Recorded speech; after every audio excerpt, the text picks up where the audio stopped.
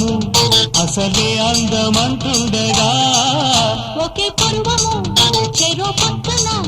ఇక నీ సొంతమవుతుండగా ఊసులాడి ఊరించుకో